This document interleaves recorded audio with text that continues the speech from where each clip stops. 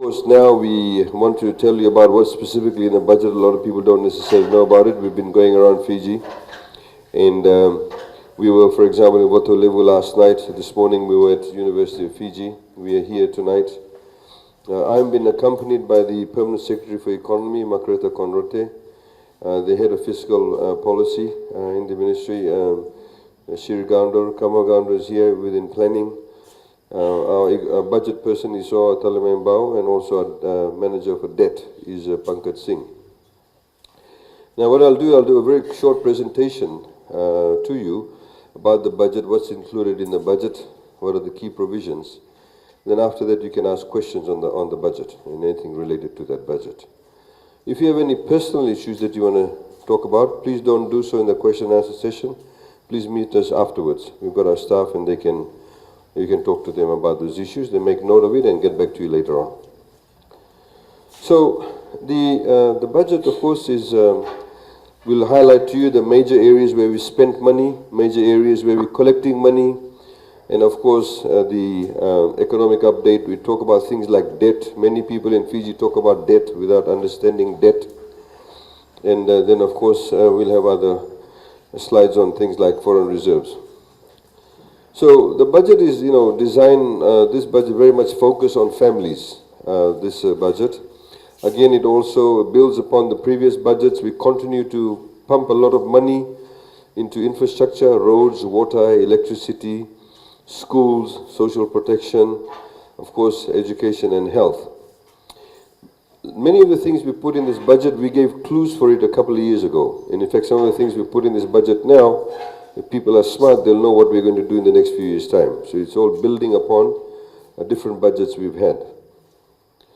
So what are some of the major announcements? From the 1st of August, any mother that gives birth to a child and earns less than $30,000 a year will give the mother $1,000. How does it work? Is you have to, one of the conditions, of course, you have to earn less than $30,000 a year. The other criteria, you must register the baby. You must register, get a birth certificate. Once you get a birth certificate, you go down to BDM, Birth Deaths and Marriages. You've got an office here in Nandi. You register the baby. You fill out the form. They will then give you a TIN number for the baby. And then you immediately tell them which bank you want to open the account with. You then take the letter immediately to the bank of your choice, and you'll open up the account. All of this can be done in one day. And then, of course, in a matter of hours. When you open the account will be in the name of the baby. But the person who can operate the account will be the mother. She'll be the authorized signatory. Now, when you open the account, immediately the mother can withdraw a maximum of $500. That's, of course, pay for the diapers and various other things for the baby. The other $500 sits in the account until the baby goes to class 1, first year, or year 1 as we call it now. Now, there are a couple of things, the reasons why we've done this. Of course, one of them is to help low-income families. Secondly, is that we want people to register the babies at birth. About 4 or 5 years ago, we went around Fiji, we found something like 25,000 Fijians who did not have a birth certificate. They were as old as 55 years old, 45 years old, without any birth certificates. Many people register their children, not when they are born, but they register them when they're about to go to class 1. Then everybody rushes around trying to get a birth certificate. We have to, a few weeks before school opens, we have to open up the BDM office late into the night so that people can get a birth certificate. So that'll all end now. Hopefully people registering them at birth. It'll save us money too. Now, when you get the $500, the second $500 sits there, but in the meantime, the account, you get interest. But we've also made arrangements with the bank that they won't charge any fees, right up till the child goes to class 1. What we're trying to do is trying to create a culture of savings. Many people in Fiji, we're not very good at savings. So if you account under the baby's name, hopefully when the baby has his first birthday, second birthday, some relative gives some money, hopefully the parents will go and or the mother will put the money in the account. So by the time he goes to year 1, at least you got some money there. So that's the purpose behind it. Now, maternity leave, we've increased it from 84 working days to 98 working days. Those of you, women who work and they fall pregnant, they were entitled to 84 working days maternity leave. We've now increased it to 98. So we've increased it by 2 weeks. Obviously, women need a bit longer. And of course, that's paid for by the employer. We've introduced 2 new leaves. One is paternity leave. Paternity leave is only applicable for the fathers of babies. So if your partner or if your wife is about to give birth or will give birth or has given birth, then the father is entitled to 5 days leave. Maybe when the wife is about to give birth today, then you can go to the hospital, take a day off, be there a few days. Maybe the fathers can learn to change the diaper, change the napkin. Those kind of things we want. It's kind of family bonding. That's what we're allowing. So it's now 5 days and you get paid for it. We've also allowed for 5 days family care leave. So, assuming I'm working somewhere and then my son has an accident, he has to go to hospital, my father is very ill, I have to go and stay with him at the hospital. I'm now entitled to take 5 days off for family care leave. Not for when I'm sick. When I'm sick, I take sick leave.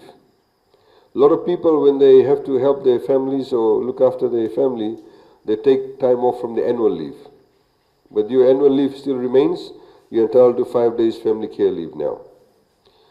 We've allowed 150% tax deduction for those employers who give their staff or their employees paternity leave and family care leave. Whatever they pay out, they can claim 150% as tax deduction, just to help the employers. We're giving this year,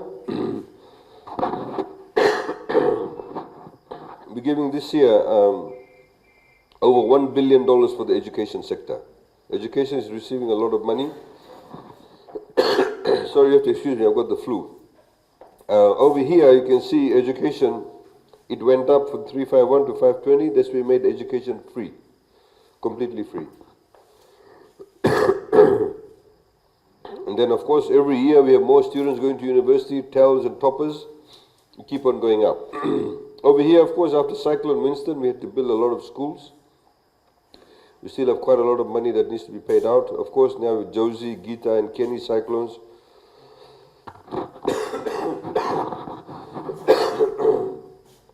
schools have been affected in the, in places like Kandabu, etc. I'll show you how that 1.35 billion has been spent, or is going to be spent. So out of the 1.35 billion, 535.4 million goes to the Ministry of Education. Ministry of Education pays for the salaries of all the teachers in Fiji, except for I think about 10 schools which are completely private. So this school here, even though it's run by a management committee, etc., all the salaries are paid for by the Ministry of Education. There are over 10,000 teachers. Of course, all the teachers' salaries, teachers have now received a pay rise. All of that is taken into account. Free textbooks, the bus fares, the free milk, everything comes out from there. And various other expenses, including technical colleges that we run. $123 million has gone to higher education institutions, of which 104 is operating grant. So we give USP $33 million this year. University of Fiji, 4.2. Fiji National University, 65.1 million. And all these other different institutes, like Vivekananda Technical College receives 200,000.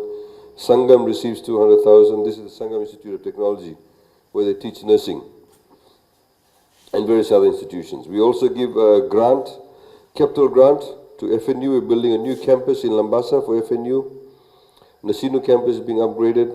This is for the Coronavia Research Station or the Agriculture School, Maritime Academy. $90 million we are spending to pay for all the schools we've rebuilt after Winston, and some of the schools that need to be built, Josie, Kenny, and Gita. The national toppers, these are the scholarships. For those of you whose children are getting toppers, this year alone is costing us $43.8 million. TELS, which is the Tertiary Education Loan Scheme. Those of your children or grandchildren who get a place in a university, but they don't get a topper scholarship, they can get TELS. This year alone is going to cost us $205.6 million. The total debt on TELS already is over $700 million for all the people we've been paying for the past few years. We've got civil service scholarships, 2.31 million, 2.3 million, sorry, and other scholarships, $7.2 million. The number of topper scholarship has been increased from 630 to 950, so more places for scholarships. We're introducing a new scholarship, 20 places. There are certain studies that are not available in Fiji. So for example, if your son or daughter leaves high school, they've completed year 13 and say, I want to become an architect. And they get a place in a university overseas. Because they can't do it in Fiji. None of the universities in Fiji offer undergraduate studies in architecture. No university in Fiji, for example, offers undergraduate studies in actuarial science, biomedical engineering, molecular biology. None of that is offered in any of the universities in Fiji. So we'll pay for them to go overseas, and we'll be putting out more details in respect of that. We're also offering scholarships for teachers now. There are some teachers who have a diploma level training, and they're teaching within the system. We want to upgrade them to bachelor's level. So there'll be 30 positions available, but only in these areas: maths and physics, English, information technology, industrial arts, special education, early childhood education. There's a shortage of teachers in maths and physics, specialized training. Shortage of good teachers in the English language. I remember when I was in high school, we had teachers who taught us English who had master's qualifications, specializing in English. Very few schools now have teachers specializing with a master's qualification in specific areas. We don't have that anymore. So we want that to happen. We're also offering 20 awards for teachers holding a bachelor's degree to get them postgraduate degree and also do PhDs in these areas: maths, physics, and English. We're also offering postgraduate studies for PhD, 5 reserved for civil servants and 5 from people from outside. So I see some people from FSC over here. Even if they're working for FSC or working for some private organization, if they want to go and get further education in teacher training, tourism, agriculture, fisheries, and forestry, then we'll actually give them the scholarships. A few years ago, we started giving scholarships for students with disabilities. You know, people who cannot, for example, who are blind or who cannot speak, or physically handicapped. We actually started giving them scholarships. We're now going to give them full scholarships in alignment with the other scholarships. Now, if your, for example, child was going to university, you could get the full TELS allowance only if the family earned less than $25,000 a year. But now we've increased it to $50,000. So if your family earns up to $50,000, your child can get the full TELS allowance, living allowance, food allowance, accommodation, and all of that. We made that adjustment. The bus fare allowance for students at universities has been increased to $30 a week, because we know some people may, for example, be traveling from Nandi to Lautoka campus, so the bus fare obviously needs to increase for that. And we've got 30 places for graduates to get entry into MBBS. These are people who may have, for example, done pharmacy or may have done a science undergraduate study. And if they want to further study and become a doctor, there's 30 places that are reserved for them to become doctors, because obviously there's a shortage of doctors in Fiji. Today, 50% of the population is below the age of 27 or below. 70% of the population is below the age of 40. So all of you who are over the age of 40, you're in the minority. People over the age of, below the age of 40 are in the majority. We have a very young population. When you have a young population, it means there'll be a lot of babies produced. Right? Young people have a chance. Old people can't make babies very quickly. Young people can. You already have a young population. You're going to have more babies. It means when you talk about education, it's not about just the now. You have to think about what will happen for those people coming after these people. So those politicians who are going around and saying to university students, we'll make your university free, he's just trying to vote by. It's not sustainable. It's not sustainable. Because already the fees payment is over $700 million. They're not talking about high schools and primary schools because those people don't vote. High school students don't vote, primary school students don't vote. Our focus is on those areas. So people who get TELS have to pay back. If you get a TELS, if your university fees is paid under TELS, you have to pay back the loan. But what we're saying, the reason why you have to pay that back is because we can use that same money to pay for others who are going to come after you. That's what we call sustainability. We've been working around this. So what we've come up with a formula. If you, for example, if your child goes to university and does a bachelor in education and gets the full TELS allowance, they get the living allowance, food allowance, bus fare. If we pay for all of that and the university fees, the debt is about $34,000. It'll be sitting somewhere here. Now remember, they don't start paying the loan until they get a job. So if they finish university today, they don't have to immediately start paying government. They only start paying once they get a job. And once they get a job, we can only deduct 20% of their salary maximum. Nothing more than that. But what we are saying is this. If they pay their debt, or if say $34,000, in 3 years or less, if they pay 50% of their debt in 3 years or less, we'll write off the balance of the 50%. Okay? If they pay 75% of the debt, in 3 to 6 years, we'll write off 25%. If they pay 90% of the debt in between 6 to 8 years, we'll write off 10%. It's called accelerated payment. Because, assuming if they got $34,000, if they paid only 20% every year, it can take them 10, 15 years to pay.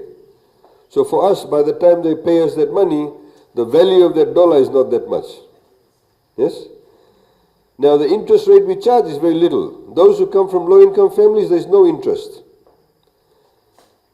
And then it goes up to 0.5, 1%, maximum is 2%. Try and go and borrow money at 2%. Nobody will lend you money at 2%.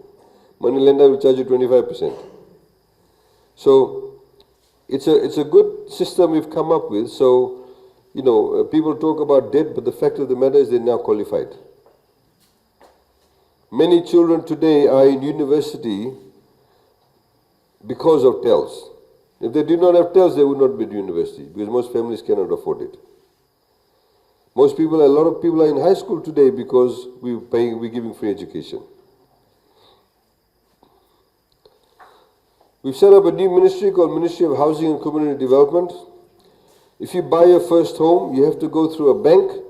We can give you a grant of $15,000 and $10,000. If you earn less than $50,000 a year. Remember, it has to be a first home. If you already have a home, this won't be applicable for you. Only those people who want to build their first home or buy their first home, you must earn less than $50,000. We'll give you grants of $15,000 to $10,000, but you must go through a bank. When you go to the bank to apply for a loan, you can tell them, so the bank will assess your application and say, yes, you can do the repayment, and tell them I want to apply for the housing grant from government. They'll send a form for you to the Ministry of Housing. If the bank has approved the loan, generally we approve the grant too. We don't give you the money goes into your bank towards your loan. It's a grant, you don't have to pay us back. We just want more people to own homes. Very few people in Fiji today own their own homes. But more importantly, very few young people own homes in Fiji today. So you want to increase the rate of home ownership. The other thing also is that many people need to understand that when we talk about homes, generally in Fiji we think about one block of land and one house. But homes are also changing. You can have flats that you own. 1 bedroom, 2 bedroom, 3 bedroom flats. That's cheaper. But it's still a home.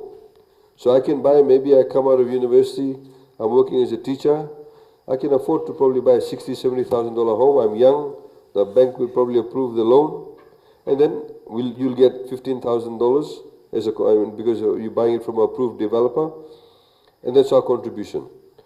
The moment you buy your first home, you've got an asset.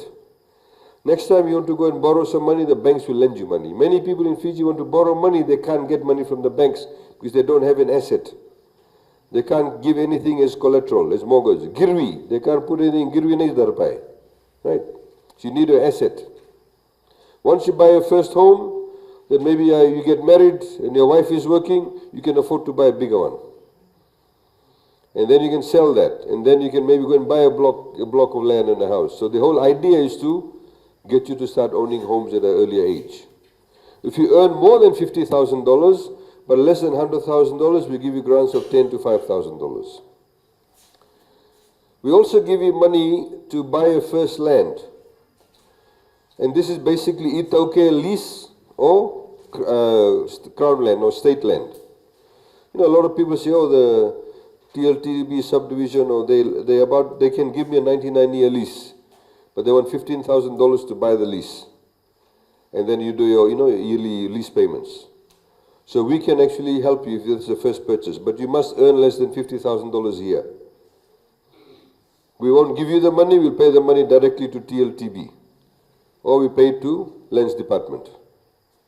So if you have young people in your family and to buy the first block of land, they've got a regular income, they want to see some land, they buy some land, they can do that. We pay for that. Last year we introduced that if you are a low-income earner and you've applied for a loan, the Reserve Bank, we made an arrangement with the Reserve Bank where they lend to banks at 1% interest rate. Then the banks lend to you at about 5%, no more than 5%. So like banks like Home Finance, they're lending, under that scheme, they're lending at about 4.3, 4.4%. What we said now from this year, those accounts will reduce the interest rate by another 1%. We're subsidizing that. So instead of paying 4.2%, you'll pay 3.2% for 3 years. So that's to help you do your repayments. We also have allocated some money for the covering of the cost of land surveys. Many people, for example, live on land where they have an agreement to lease, and the reason why they're not getting a lease is because this land is not surveyed. The people, those of you may know, so like in Vudi, a lot of people have been living there for years, but the reason why they do not have a lease, proper lease, the land has not been surveyed. It costs $4,000, $5,000 to do a survey. So we will now pay for the survey of the land so you can get a proper lease. For these two applications, this one and this one, you can go to Legal Aid Office in Nandi. It's the nearest one. You fill out the forms, they'll send it to the Ministry of Housing. And then that's when they'll process it. Over here, we won't give you the money. We'll actually engage the surveyors ourselves, get the land surveyed. As you know, social housing, 1/3, 2/3 used to be with the DOs and the provincial councils. That's now going to come under this ministry. We'll be making some announcements in this respect too. And of course, many of the informal settlements will be upgraded to formal settlements. At the moment, when you, for example, get sick, so if you wake up in the morning, you're not feeling well, like I'm not feeling well. So before I came here a few days ago, I went to the doctor, the local doctor. I did not go to the hospital because I was thinking maybe the queue will be long. Right? So I went to the GP, private doctor. When you say private doctor, or generally people say GPs, general practitioners.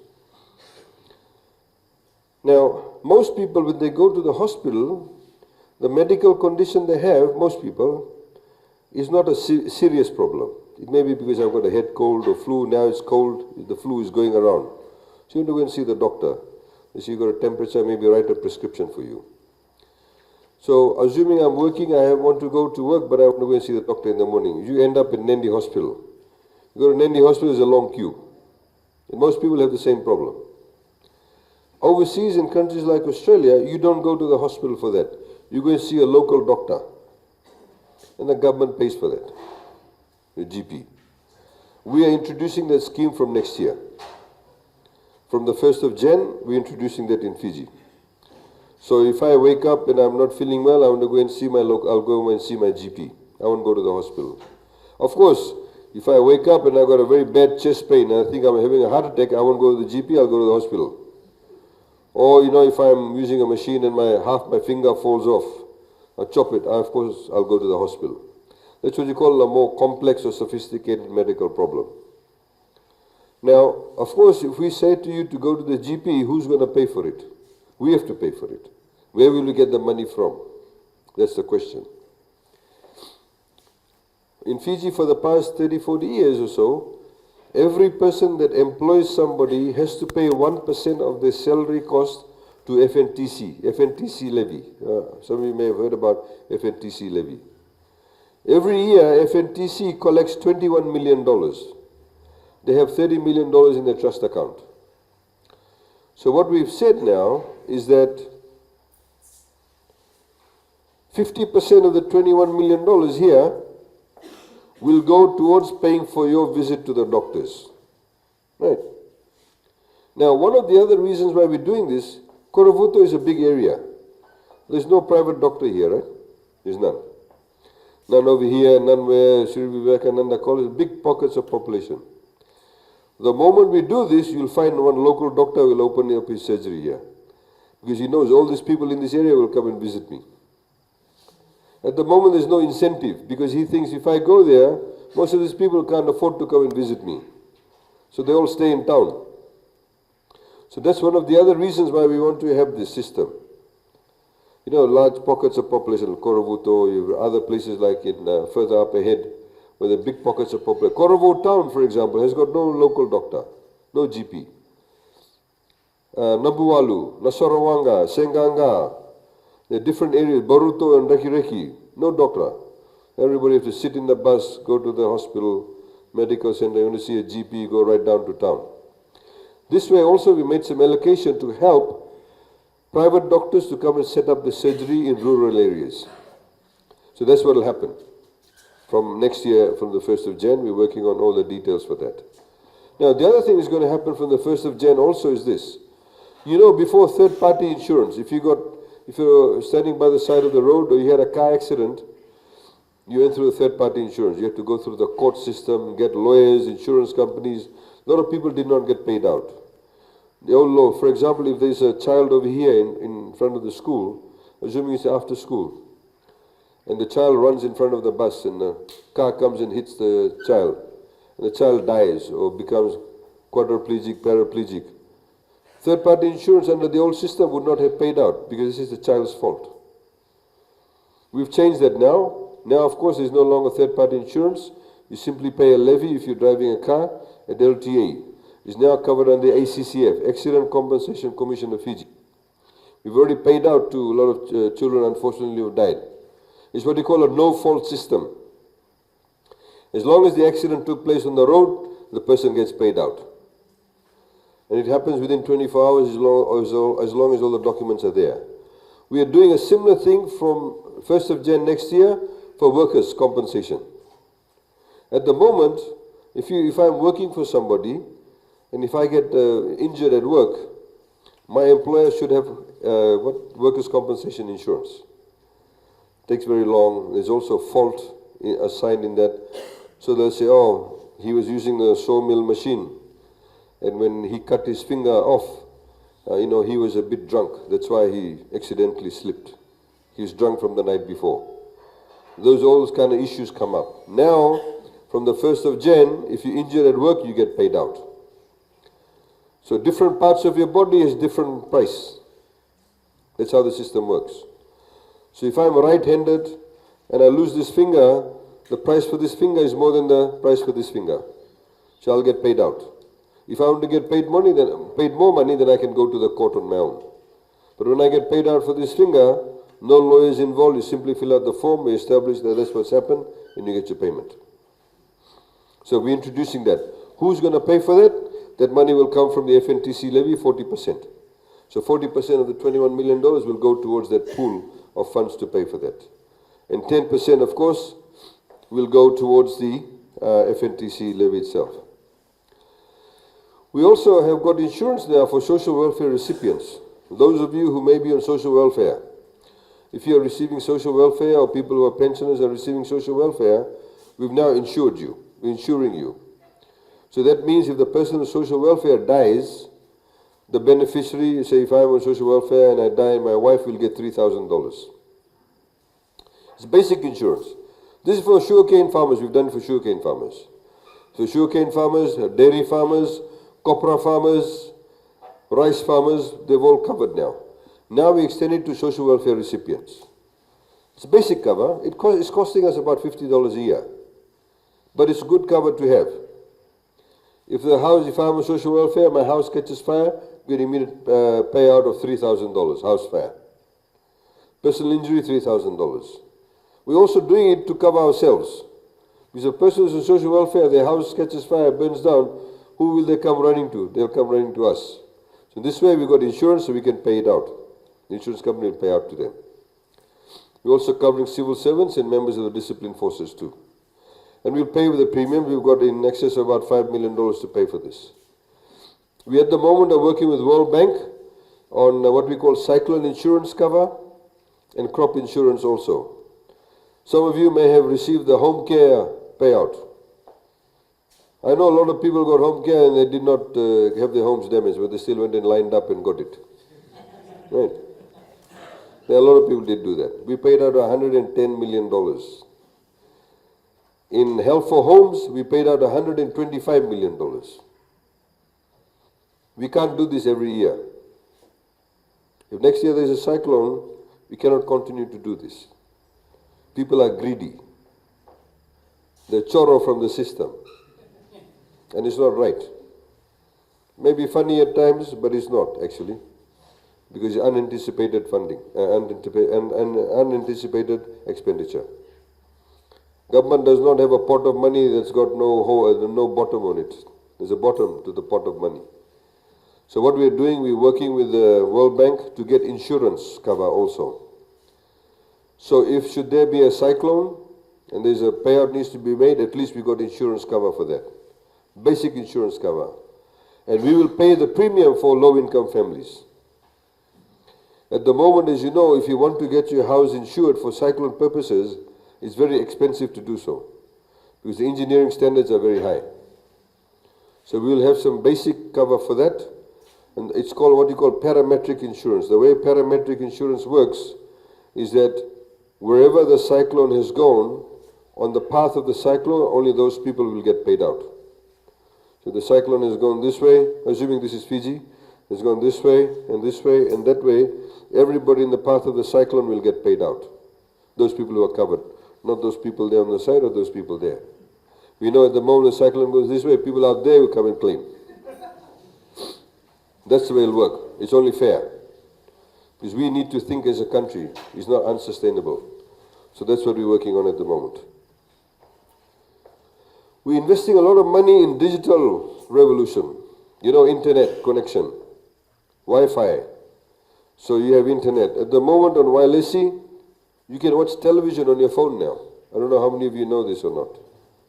You can go and download the app, you can watch television. Fiji One, FBC, Hope Channel, all those channels you can watch on your phone. And it's free. You just have to pay for the internet connection. I've had people, I went to Vanuatu one day and I was coming back and I was at the taxi, I was at the airport. This taxi driver came running to me and said, "Oh, thank you very much, I can watch the World Cup soccer now on my phone. I don't have to take the TV with me. I don't have to miss work to watch the soccer." Of course, it gives you information too. We also now have what we call Wailesi, the TV. If you've got a Wailesi set-top box, get it. There's about 80,000 Fijians who already have the boxes we've given out. Some people obviously have bought it. You get the box, you hook it to your television set, you get 8 channels for free. You don't have to pay like Sky every day, a month, $50, $60. Once you put the box, you get 8 channels. And that's for free. We're investing money in that. We're also investing money in what we call the mobile phone apps. Very soon, you can register, you can do title search. If you see a block of land you want to buy, you can do a title search on it. You can give notification of birth, notification of death and all of that on the phone. All that is being developed to make it easy, so you don't have to go to town to do it. You can sit inside your home and do it. And now, of course, we've launched all the Wi-Fi hotspots with all the universities. FNU campus, which is 100% government-funded campus or university, is getting free internet for all the students. So you as parents don't have to pay for their data. It'll be free for them.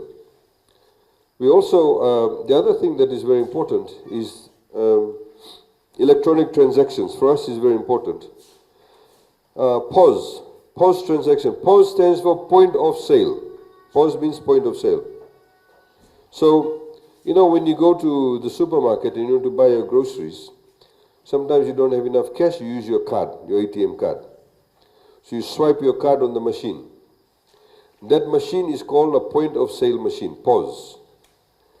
When you swipe your card to say you're buying $100 worth of groceries, when you swipe to pay, the bank charges you 40 cents. The bank charges 30 cents to the shopkeeper, the merchant. So in one sale they make 70 cents, one transaction. From the 1st of Jan, you no longer will be charged 40 cents, you'll be charged 0 cents. You've got an agreement with the bank. But the merchant will still be charged 30 cents, but we're working with them, we're trying to reduce that too. The reason why we want the merchant's fee to be reduced, so we want more people in more shops to have those machines. It's easier for you. You don't have to carry cash everywhere. I can walk into a shop in New Zealand, a corner shop, and buy a bottle of water on my card. $1.50, $2.50, I can pay with my card. Over here, you try and use your card to pay for your bottle of water, this will go away. Minimum sale $10, they'll say. Right? We want to change that. You see, one thing people don't understand, assuming, this is Sonali, assuming she's a shopkeeper, she owns a shop. When I pay the $100 to her, I have an ANZ account.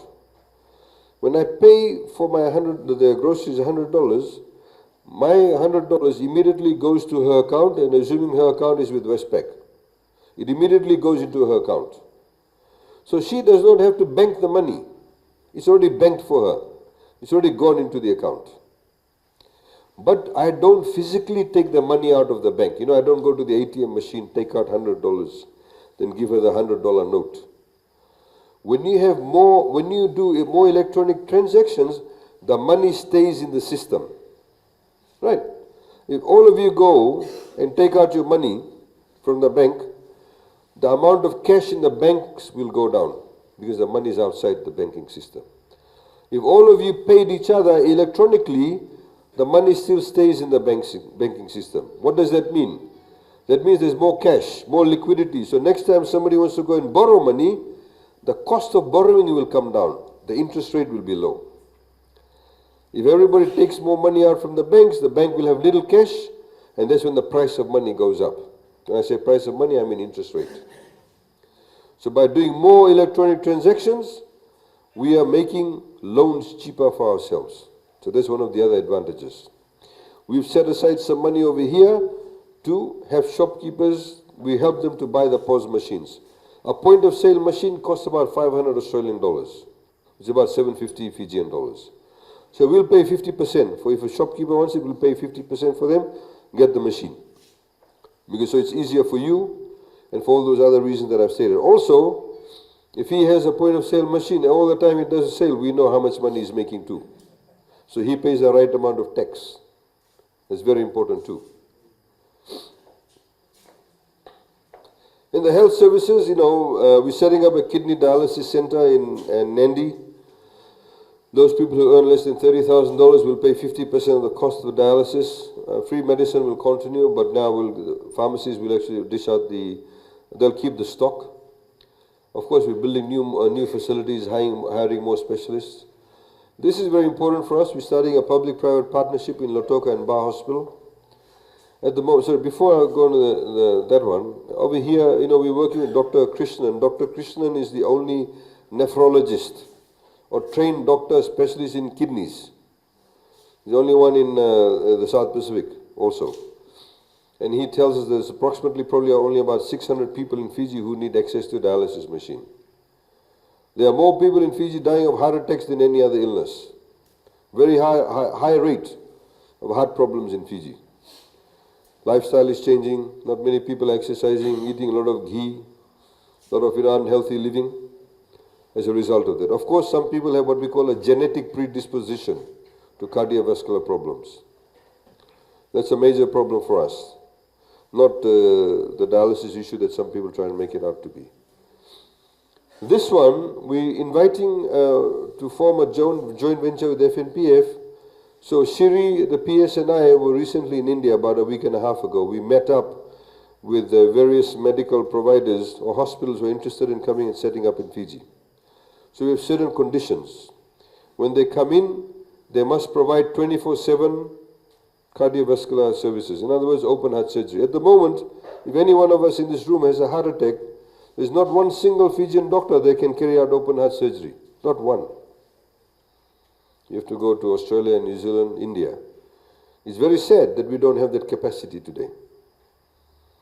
Because people have not invested in doctors. To become a cardiac surgeon, you don't become a cardiac surgeon overnight. Just because I'm a doctor now, if I've got qualifications, doesn't mean I can cut his chest open and play with his heart and close him up. I have to be trained for 15 years, 10 years. Get exposure, only then I can do that. So, part of the condition is that they must also provide chemotherapy for cancer, oncology, radiology and all of that. So that we're hoping will start soon. You'll continue to go to the hospital, but there'll be a wider range of services that will be made available. Part of the condition also, they need to build a new wing at Lautoka Hospital. The new operating theatre will be, you can view, when surgeries are done, the students can actually view what's happening. All those sorts of things are being built. Of course, we'll pay them for the services, but you don't have to pay anything yourself. Sugar, we'll continue with our subsidy. You know, fertilizer subsidy, weedicide, the replanting, all of that is continuing, the farm mechanization. You know, a lot of people talk about giving $100 a ton. The basic argument to that is this. We are more concerned about your input cost, right? So I can come along and say to you, I'll give you $100 a ton, but what if it costs me $90 to produce that ton of cane? If my cost is lower, then even though I may be getting $85, but it costs me $65 to produce my ton of cane, then my margin is $20. If I get $100 a ton, but it costs me $92 to make my ton of cane, my margin is only $8. So margin is what matters in any business. In the same thing with sugar. The margin is most important. And what we're trying to do is for the farmers, if the input cost is lower, you make a higher margin. We've also set up a sugar stabilization fund. So what we're saying to the farmers now is that from the next 3 years, you are assured of a price of $85 a ton. Now, I don't know how many farmers know that now we get paid on world market price. We're no longer getting subsidies from the EU. EU stopped that. So if the price of sugar, say, this coming year, if FSC gets $65 a ton, you will still get $85. The difference of $20 will have to come from this fund. FSC has sold some of its properties, and that money from that is put in a stabilization fund. That's where it comes from. Right? So they'll pay the difference, you'll get $85. Assuming the following year, FSC gets $95 a ton, you will still get $85. That $10 will be kept aside in this fund, because who knows, the following year it may go down to $55 a ton. But you'll still get $85 a ton. That's what stabilization fund does. The price is stabilized for you. So you're assured. So the next 3 years, farmers know I'll get $85. Of course, we'll see the trends and put out more projections for the future. Ministry of Agriculture is getting an increased funding of about $10 million. This one we're very excited about, building the local goat meat industry. Many people, I know you sort of more in the countryside, maybe slightly different, but about 40, 50 years ago, if you wanted to eat chicken, you went to somebody's farm, you kill the chicken, you pour hot water, pull out the feathers, and then you eat the chicken. Today, most people, when they eat chicken, they go to the supermarket, buy number 12, number 15, or whatever it is. And that's only happened because of Crest. Crest has changed the poultry industry in Fiji. Crest and, of course, Rooster. So we need to do a similar thing in the goat meat industry. There's no organized structure towards goat meat. Those people who are not vegetarians, nearly everybody in Fiji eats goat. Those people who are not vegetarians. And goat is a lean meat. We have one farm, for example, between Ba and Tavua, they have 1,000 goats. They want to do exactly what Crest is doing. What Crest does and Rooster does, they don't grow all the chickens themselves. They have their own sheds, but they take the chicks, they go to a farmer, they go to a villager, say, here's 100 chicks at this price. You grow the chicken for me, grow the chick for me, 36 weeks later, 34 weeks later, I'll come and buy it from you at this price. That's what people do. We can do a similar thing with the goat meat industry. You need to have what do you call an abattoir for goats. Kill it, you can go to the supermarket, buy fresh goat meat, chilled or frozen. So that's precisely what we want to do. At the moment, somebody wants goat meat, you have to get one goat from Lambasa, one Kandavu, all that. We've got to stop all that. And also, like this farm that's between Bai and Tavua, what they're saying is they're willing to, like we have the chicks, kids. Baby goats are called kids. So they're willing to give kids to farmers. At a price, you grow it, then you give it back to us, we'll kill it and put it out on the supermarket shelf. So that's what we're going to do with the goat meat industry. Civil servants, they're getting, of course, they're getting what we call now performance management. They get individually assessed. They've got a pay rise, but also if somebody's working the extra mile, we give them like a bonus, a performance management recognition. The Itauke Affairs Board and provincial councils, they are not technically civil servants, people who work there, but we brought up the salaries in alignment with the civil servants because their pay scales are a lot lower. So we've now increased it to be in alignment with civil servants. We're giving them extra grant for those two organizations. These two taxes, STT and ECAL, Service Turnover Tax and ECAL, these taxes are payable only if you go and stay at a hotel, you rent a car, you go and watch a movie, you go and drink beer in a pub, or you go and eat at an expensive restaurant. These are the areas where you paid STT and ECAL. You don't pay it anywhere else.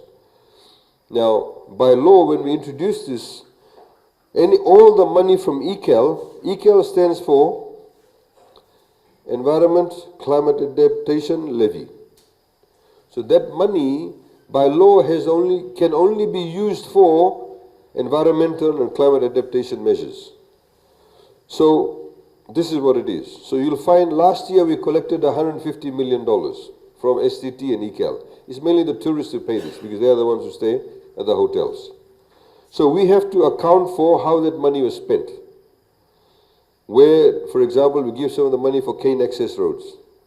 We give money for rural electrification, solar panels, etc.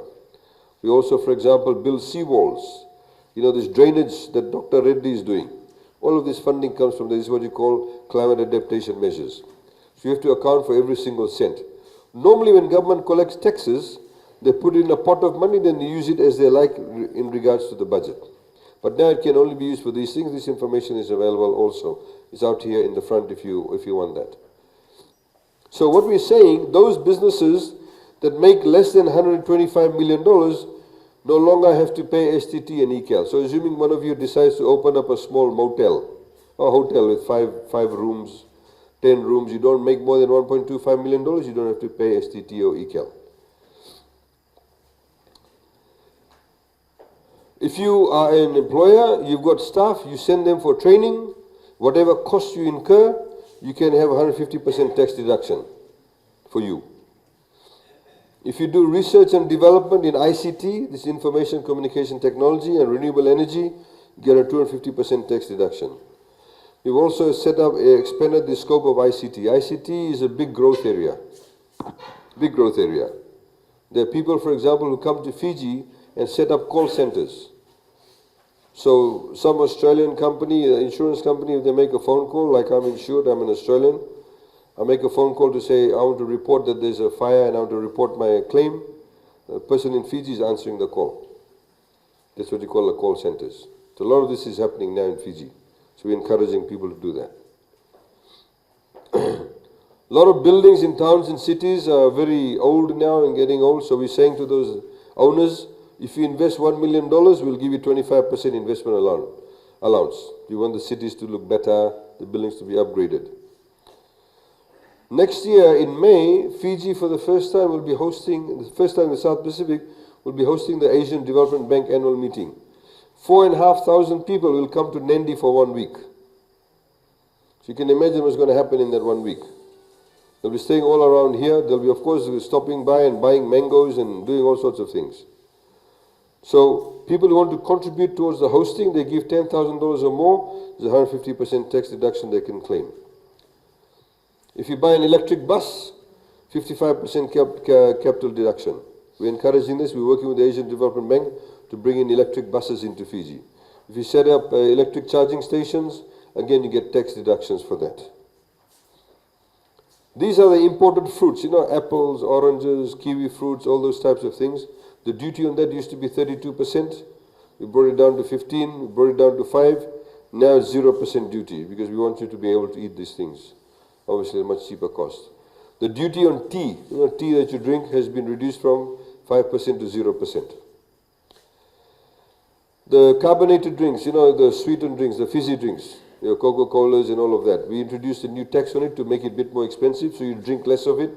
A lot of people drink plenty of it, they get diabetes. But what we found, even though we brought specific excise duty on those drinks, a lot of companies started importing cheap, overseas carbonated drinks. So we now put a new duty on it by another $2 per liter. Cigarettes and alcohol, of course, went up by 15%.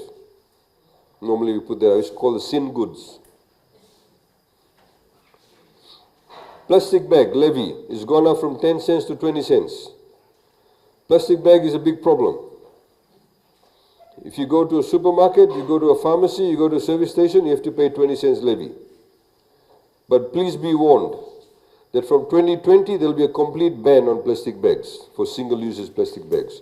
Of course, if you go to the market and you buy a choreya, you buy a bele or whatever, and they give you the plastic bag, they don't charge you a fee because there is no levy if you go to the market and use a plastic bag. But from 2020, so you're given 2 years notice now. No more plastic bags. Use the jolly. Everybody used to use the jolly before. Go to the market, use the bags, right? These people are old enough to know the jolly. They didn't have plastic bags then. We have to do that because plastic bags is a big problem, causing a lot of blockages, very dirty. A lot of tourists come to Fiji because they say Fiji is very clean. You go to Suva, you see how clean it is.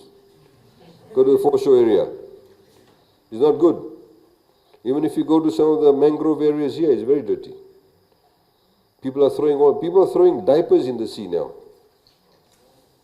All sorts of things. So we have to be really mindful of that. Otherwise, we lose out in the long term. Now, for a few years, we've had this law that you cannot bring in second-hand cars that are more than 5 years old. But what we found is that a lot of the car dealers were bringing in cars that were like 4 years and 11 months. 4 years and 10 months. Right? The whole idea of having an age restriction is that the newer the car, the newer the technology. The newer the technology, the more efficient use of fuel. More efficient use of fuel, the less carbon dioxide goes into the air. Pollution gets reduced. So we provide an incentive. If you bring in a car or the car dealer brings in a car that's 2 years or younger, then the duty will be halved. So instead of paying 32%, you will pay 15%. Now, taxis, of course, instead of paying 32%, they used to pay 15%, but now they will pay 7.5% for taxis. Now, very quickly, this is the value of our GDP, gross domestic product. In other words, the total value of goods that we produce in a year. You can see for the past few years it's been growing, but from 2008 up till now it's doubled. It's doubled in less than 10 years' time. So, actually in 10 years' time it's doubled. So that's very significant. In other words, we've become richer as a country. That's why we're able to afford many of the things that we're able to afford. So, but the reason why I've been able to do that is because the economy has grown consecutively for 9 years. Of course, before the economy grew, it may grow 1 year, the other year it may not grow. It may grow for 2 years, then it may not grow. We've had only twice in our history where it grew for 7 years, and then it stopped consecutively, but now it's grown for 9 years. Now, the reason why I'm highlighting this to you because it has a lot of implications. And this is what I'm showing you over here. You see, from 2010, we've been growing every year. This is the rate of growth. Over here, it was very low rate of growth, but we still grew. That's when Winston came. Because of Winston, we lost 1.3 billion US dollars worth of our GDP. That's how expensive it was. We're still paying for it till today, many things. But despite that, we still grew. Now, we projected to grow for another 3 years. Normally, projections are for 3 years. What it means, ladies and gentlemen, is that when you have consistency in policies and consistent growth, you're able to then economically benefit, a lot. And look at this, one of the benefits. Unemployment rate in Fiji has dropped to 4.5%. The lowest it's been in 20 years. Look at the job advertisements. It's gone up now. Last year, there's about 23,000 job advertisements. This green line is the new membership in FNPF. FNPF is a good indication to see how many jobs have been created in that particular year. Because, of course, if I'm unemployed and I start working tomorrow, the first thing I have to do is have my FNPF number. 20,795 new FNPF members. If you take out 7,000 people who retired, the net is 13,000. 40,000 jobs created in 5 years. 40,000 jobs in 5 years. That's a lot. Now, of course, we can do better. We can do better if this continues. This must continue. That's what we should be focused on. Really, at the end of the day, any country's success is measured by your economic empowerment. All of you want to be economically empowered. There are many things that we are doing in Fiji today that has never happened before. Like free education, TELS, scholarship, subsidized bus fares, all of those things. We can do that because we have the capacity to do that. We have the awqat to do it. Right? But of course we have the policy thinking to do it. It's very important. You need to have the capacity to do these things. Now, a lot of people talk about inflation. What are the things that push up the price of goods? There are a number of factors. There are about 3 key factors that are completely out of our control. I'll tell you what are those key 3 major things. Everybody in this room eats roti. You all eat bread. Most people eat bread first thing in the morning. You eat panikeke, bambakau, scone, cake, whatever it is. Make gulgula. All of those things are made out of flour. Where does flour come from? Flour comes from wheat. Where does wheat come from? We don't grow wheat in Fiji. Wheat comes from Australia. There are only 2 companies in Fiji that make flour. Punja and Sons, FMF, Flour Mills of Fiji. And both of those companies buy their flour from Australia. When Australia, say assuming they now buy the wheat at $1,000 a ton. They buy the wheat, it comes in the ships. You see the big silos in Lautoka, you go down in Navutu, the big silos. They take the wheat, they grind the wheat, put a couple of things in it, they grind it, and you get flour. The moment they make flour, we price control it. Flour is a price control item. So because they have to now sell it to the supermarket or the shops. So they'll say, look, it costs us $1,000, this is how much margin we want. We paid our laborers this much, cost this much electricity, water, blah, blah, blah, blah. So the Commerce Commission, the Fijian Consumer and Competition Commission says, okay, you can make a margin of 3-4%. This is how much you sell it to the supermarkets. Then at the supermarket level, there's also price control. So the shopkeeper will say, look, the supermarket costs this much money for me to keep the flour, etc. Then we have a margin. That's price control. Rice is price control. Cooking oil is price control. But most of these things, they don't come from Fiji. The point being, we can only control things once it lands in Fiji. The price at which we buy it, we don't have any control. So if Punja and Sons and FMF is buying the wheat at $1,000 a ton, tomorrow Australia decides to put it up to $2,000 a ton, we can't do anything about it. So next time when Flour Mills of Fiji says, hey, I have to double my price because I bought the wheat at double the price, we can't do anything about it. We have to agree to it. Otherwise they'll shut down. Unless you want us to subsidize your flour directly, we can't do that. Same thing with fuel. In 2008-2009, the price of fuel was $140 a barrel, crude oil. Just a few months ago, it was $38 a barrel. Today, as we speak, is about $63 a barrel. The price of fuel depends on a number of things. Whether they're fighting in the Middle East, whether what Donald Trump is saying may affect the price.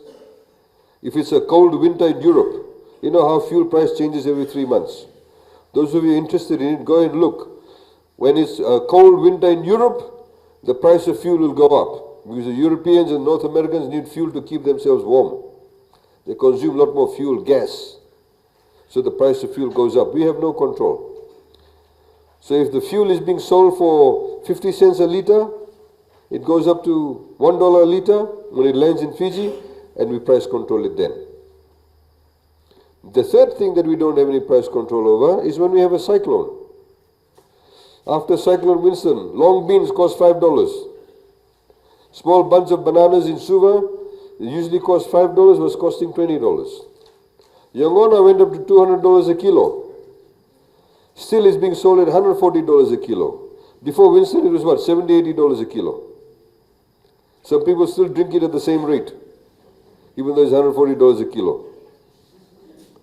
So in Fiji, when they measure inflation, they have what we call a basket of everyday usage groceries or expense items.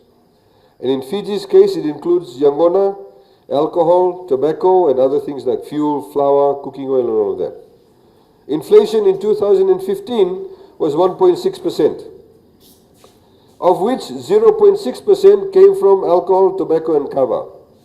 The rest of the things contributed 1%. Look at 2016. Inflation was 3.9%, alcohol, tobacco, and kava contributed 2.7%. The other things were only 1.2%. But look at 2017. Inflation rate was 2.8%. 2% came from only these three things. Because kava is very, very expensive. It skewers it all up. Of course, 0.8 was the other things. As of now, up till June of this year, is 4.6%. Of course, this can go down given till the end of the year. But 2.9 came from things other than alcohol, tobacco, and kava, which meant the price of fuel has actually gone up. Like I said, a few months ago, it was about $38, $39 a barrel, US dollars a barrel. It's now about $63 a barrel. That's how inflation is infected. Foreign reserves. A lot of people don't understand foreign reserves. We need foreign reserves to be able to trade. I'll just choose somebody. This gentleman here, he's wearing a watch. This watch is not made in Fiji. He's wearing this jacket, it's not made in Fiji. I'm holding this, this is not made in Fiji. This is not made in Fiji. That camera is not made in Fiji. The steel on this is not made in Fiji, the raw material. These tiles aren't made in Fiji. The cars you see on the road aren't made in Fiji. The fridge you buy aren't made in Fiji. So when you buy these things from overseas, they don't sell it to you in Fijian dollars. They sell it to you in Japanese yen, US dollars, euros, Australian dollars. So you need enough foreign reserves to trade. When you don't have enough foreign reserves, generally people say you're going bankrupt. Right? That's how some people say it. Now, international bank, this is the number of months here. You see the number of months here. So this is international banks and organizations say you must have 4 months worth of foreign reserves to be healthy. That's your benchmark, that's your guideline. In 2006, we had only $515 million of foreign reserves, well below the benchmark. Today, we have $2.1 billion in foreign reserves. Right? But let me tell you one thing also. You see over here, in 2010, we had $1.3 billion. If you take this line across, it's about 4.8 months worth of trading. At $1.3 billion, 4.8 months worth of trading. In $2.1 billion, we have 5 months. Why? Because more people are demanding for goods and services. You know, at the moment, every day, somebody is getting connected to electricity. Somebody is getting connected because we're spending about $50 million in rural electrification. The moment somebody's house gets connected to electricity, what do? They buy a fridge, they buy a TV, they might buy a microwave machine, they might buy a stereo, they go and buy a mobile phone, some people may buy a washing machine. All of these things. None of these things are made in Fiji. So as people get richer, as people get access to more money, more utilities, the demand for goods becomes higher, in particular foreign-made goods. People buy, they get a pay rise, what do people do? Or might as well buy a new watch. Might as well go and buy, put some money down for a second-hand car. My wife likes some perfume, I'll go and buy perfume. No perfume is made in Fiji.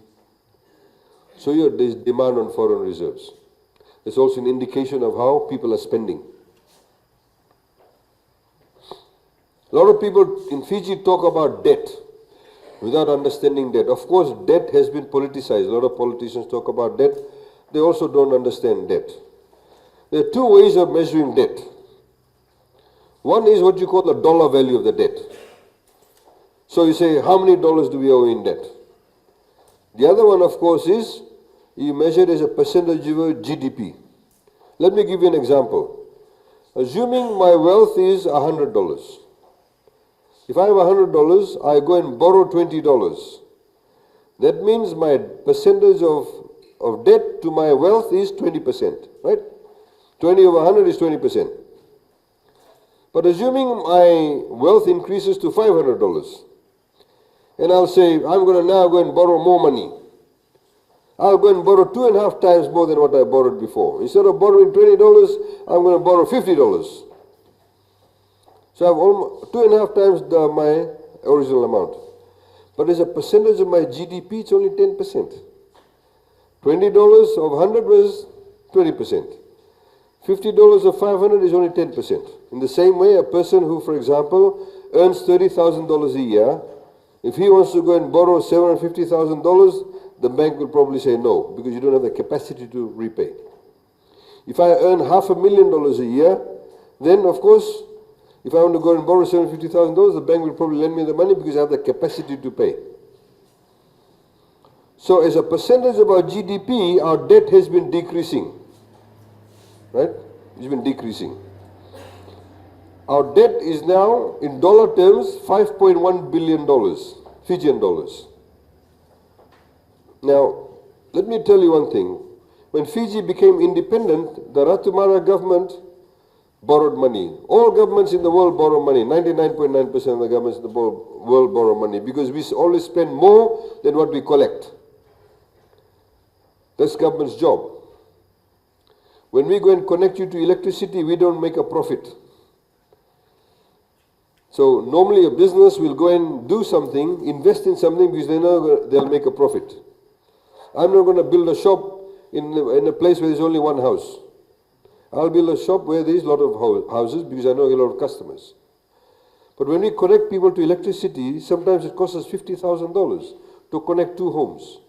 We don't get a profit from that, but what we're doing is we're providing you a service. But we're also increasing your capacity. So you'll get a fridge, you'll get a nice house, maybe you're a fisherman, you can store your fish now. That's the return we get. So the Ratumara government borrowed money. They incurred debt. Then of course, after the Ratumara government, you had the Dr. Bavandra government for only 4 weeks, unfortunately. He would have then perhaps borrowed money in that 4 weeks. But he has to pay the debt of the Ratumara government.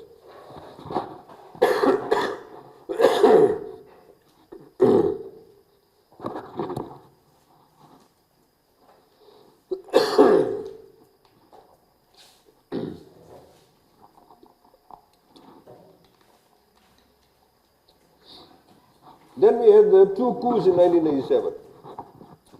So from 1987 to 1999, we effectively had the Rambuka government. So Rambuka government also borrowed money, but they have to pay the debt of the Bavandra government and the Ratumara government. Then came the Chaudhry government. They borrowed money, but they have to pay the debt of the Rambuka government, Bavandra government, Ratumara government. Then came the Garase government. They borrowed money. They have to pay the debt of the Chaudhry government, Rambuka government, Bavandra government, Ratumara government. But by this stage, probably most of the debt of the Ratumara government is paid, because normally the debt is about for 30 years. Government debts for is about 30 years. Of course, after the Garase government, you have the Beni Marama government. They pay the debt of the Garase government, the Chaudhry government, the Rambuka government, and if there's any debt of the Ratumara government. Then you have the Fiji First government. They pay the debt of the Beni Marama government and everybody else's. That's how the system works. But in Fiji's case, thank God, nobody is ever defaulted on any loan, even though the debt was incurred by some other government, which is a good place to be in. We've never defaulted on any of the loans. When the Beni Marama government was appointed, there was already a debt of $2.8 billion from the previous governments. A debt stock of $2.8 billion at the end of 2006. Since then, they have also borrowed money, and they borrowed about $3.3 billion, so the debt now is $5.1 billion. That's the debt situation in Fiji. The question, though, is, you have to ask, what is the money being borrowed for? Is the money being borrowed to build things? Is the money being borrowed to maybe put one nice big building on top of that hill, and you're only going to use it only for, once a year? Or are you going to, sorry.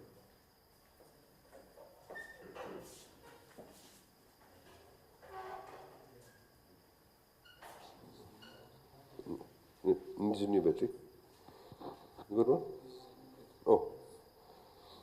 So, you need to borrow money for the right reasons. So, let's see where the debt is. Let's compare ourselves to other countries. This is Japan's debt to GDP ratio, 239.2%. Singapore, 112%. USA, 107.4%. Canada, 92.3%. Nobody says, oh, Canada has got lots of debt. Nobody says USA has got a lot of debt. They say, oh, good country to migrate to. Only in Fiji, everybody starts going on about debt in Fiji. They don't know anything about it. Our debt level is only 47%. But I know most people in Fiji are interested about the dollar value. Let me tell you the dollar value. Japan's debt is 11.8 trillion US dollars. People know what trillion is? 11.8 trillion US dollars. Singapore's debt is $332.7 billion. US is the most debt-ridden country in the world at $19.9 trillion. That's their debt. Nobody says the USA has got so much debt. Everybody wants to go out to USA. Right? What is interesting here is this. You see, US debt is 19.9 trillion, more than Japan's debt of 11.8 trillion, but as a percentage of the GDP is 107.4%. Japan is 239.2%. Why? Because the Japanese economy is much smaller than the US economy. So obviously when the economy is smaller, and they have a bigger debt, it will be a huge percentage of the GDP. That's what happens.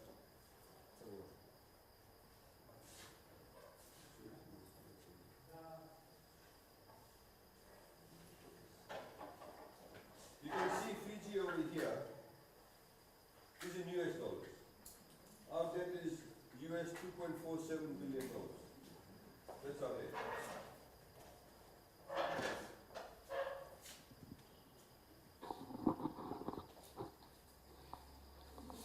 Now, see, Canada's debt is 1.4 trillion US dollars. Now, it's very interesting, you know, Mauritius. I went to Mauritius about 18 months ago, only for about a day and a half. Mauritius is very similar to Fiji. They had sugarcane, and they're into tourism now. Much smaller than Fiji, but they have a population of about 1.3 million people, much larger population than Fiji. What Mauritius did was, they actually decided to do what we are doing, but they did their stuff in a grander scale.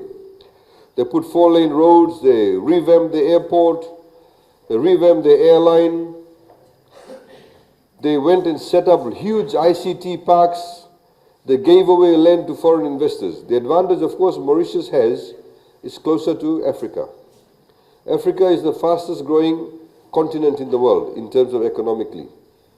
So they went out and they said to international companies, come and be based in Mauritius to service Africa. Law and order is good. We'll give you free land, all of these kind of things. Set up your businesses here. It worked for them. They went to India, bought 2 or 3 hospitals. They went to Africa and said, look, when you want open heart surgery, don't go to India, don't go to other countries, come to Mauritius. Do your open heart surgery, do your medical procedures here.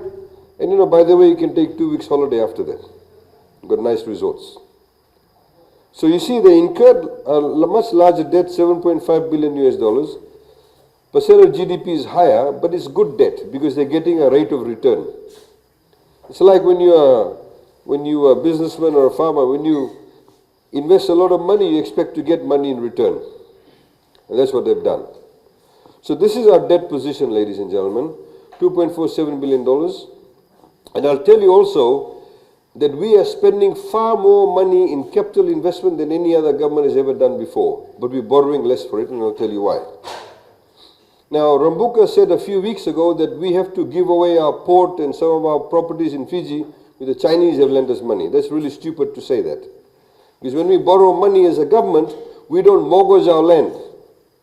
Yes, if I'm an individual, I go to the bank, I say I want to borrow money to buy a house. Then, of course, they'll say we want to mortgage your house. In the case that I don't pay, they seize my house, they sell the house, they get their money back. But when we go and borrow from all these people, ADB, International Fund for Agriculture, World Bank, JICA, China, Exim Bank of China, Global Bond, we don't give anything as mortgage because organizations and countries lend us money because we are another country. It's called what you call a sovereign debt. Right? So, for him to say that because we borrowed money from the Exim Bank of China, they're going to come and take over our port or our road, that's really silly. There's no mortgage. These are the organizations we owe money to. When we borrow money domestically, in other words, from organizations in Fiji, and we borrow from overseas. Domestically, we like to borrow 70% of our debt is in Fiji. 30% is from overseas organizations. What are those overseas organizations? These are the overseas organizations. Asian Development Bank, we owe $348.5 million. International Fund for Agriculture Development, 2.2 million. World Bank, 148.6 million. JICA, Japanese International Cooperation Agency, 11.5 million. Exim Bank of China, 516 million. Global Bond, $416.2 million. That's our overseas debt. Now, the Exim Bank of China, all this overseas debt consists about 29.7% of our total debt. I'll tell you, there were 7 projects for which borrowed money from the Exim Bank of China. There was an 8th one that the Ganase government borrowed some money before 2007. They built this ICT sector in Suva, small one. They borrowed money from the Chinese. We borrowed for 7 projects. The tar sealing of the road from Nambuwalu to Draketi, tar sealing of the road in Buddha Bay, tar sealing of the road in Sawani Seria in Naitasiri, tar sealing of the road in Singatoka Valley. If you go to the west bank of Singatoka Valley, it's all tar sealed. Moto in Ba, tar sealing of the road and building of the bridge. The bridge used to be there before, now it's all high up. And then, of course, we've done a public rental housing in Rewai and the subdivision of Housing Authority land in Tatirua. They are the 7 projects. The last time any loan was taken out from the Exim Bank of China was in 2012. Now, this is very interesting. You see, from 1980 to 2006, which is about 27 years, whichever government was there, the different governments, they spent $3.5 billion in capital expenditure. In other words, they spent $3.5 billion in 27 years building bridges, schools, whatever it was, right? Roads. From 2007 up till now, which is about 11 years, we've spent double the amount, $7 billion. But for them to spend $3.5 billion, they borrowed $2.6 billion. We, to spend $7 billion, we borrowed only $2.3 billion. Interesting thing is this. For every dollar they spend on capital expenditure, they borrowed 76 cents. For every dollar of capital expenditure we have expended, we borrowed only 36 cents. Why? Because we have what we call an operating surplus. We make a margin. You see? This is how much money see all these governments from 1980. This is how much they've been saving. We've been saving. This year we saved $850 million. What we call an operating surplus. Like I said, there are two types of expenditure. We collect money, then we run government. We've come here, all the staff, my salary, the fuel, we're staying at a hotel, there's day-to-day expenses, providing services, paying for the teachers' salaries, all those expenses. The day-to-day kharcha of running a government is what you call operating savings. If you minus all of that from the amount of money that we've collected, we make a savings. Then we use these savings to build things. So if people want a Tahsil road over here, if you use that money, we use from our savings. But of course, if you have to do more things, then we go out and borrow. This is why for capital expenditure, we are spending less because we have more savings. In the same way, for example, you want to buy a home, build a house. If you have savings, then you borrow less from the bank. If you don't have much savings, then of course you borrow more from the bank. We spend about 40% of our budget in building things. So, budget is for Fijian families. We, of course, it builds upon previous budgets. Like I said, the politicians have their heads in the ground. They don't think about what we do. They always personalize things. But if they were smart, some of the things we're announcing now, we already would have done it. We gave them clues previously. Some of the things that I'm telling you now, if people are clever, they'll know that we're going to make a few more announcements in a couple of years' time as to what's going to happen. The economy is growing for 9 years and the fiscal policy remains strong. Of course, you can go to our website. Every single thing that I've said to you, it's all there.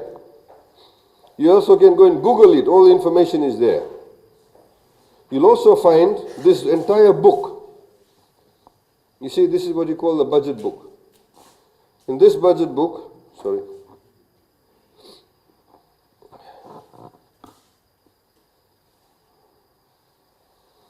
this is the budget for every single ministry over here. So I can open a page. It says here, Ministry of Rural and Maritime Development, Program 2, Activity 2, Rural Development, Commissioner Western. How much salary is being paid to Commissioner Western's office? $1.043 million. FNPF fringe benefit tax. They've got a civil fencing and landscaping works, Korolevu and Namaria Assistant District Officer's office. Stationery printing, $23,000. Volunteer expenses, $750,000. Directory expense. All of this is accounted for, every single cent. So you can go there on the website. You'll get this entire book, so you can know what money is going where. It's for you to see. This has never happened before. People talk about transparency. This is the new level of transparency. You'll also go to, we have this flyer. This was all given in the Fiji Sun. I hope you people bought the Fiji Sun that time, but these packages were there. So this says how the 2018-19 budget allocation for rural electrification projects will be spent. Right? You know how people apply for EFL. So now this says, for example, it says here, Western Division. So it says, Sawani Beach Road, Latoka, number of applicants 7, total cost $40,780. Hari Charan and Sanjay Prasad, Wuna Kawandrawa Subdivision, Korovuto, Nandi, 13 applicants, cost $34,111. All these people will get connected to electricity this year. You have Lololo Lotoka. You have Notolevu Village, Tavua. 10 applicants, cost $79,000. I've had people in the previous years call me up and said, hey, my village is listed here. When are we getting connected to electricity? That's the level of accountability you have. So all of this is listed here. You'll also find, for example, the Fiji Roads Authority, all the major expenditures. Water Authority Fiji, which village, which settlement is getting how many water tanks, what's the size of the water tank. All of that information is here. And of course, all these different flyers for your infrastructure services, economic services, government services, and social services. All of this is included here. And we've got some of these packages here for you if you want to take it with you. Please take one each. The entire thing that I've showed you is here. The ECAL flyer is here too. There's very few of that left, but you can take all of this home and you can study it yourself. we don't have the budget books, you can go online and get the budget books yourself. So, ladies and gentlemen, that's the presentation. I'd like to open up the floor if you have any questions or queries. Like I said, please, if you have any personal matters, don't raise it now. We can see you afterwards regarding that. I've had people say to me, oh, what about when am I getting connected to power, put in the application? I don't discuss that now. We can do it afterwards. We've got staff over here. They'll take down your issues and we can get back to you later on about it. We've got people going around with the mics. Please put up your hands. Don't feel shy to ask any question, any issues you may have. Thank you.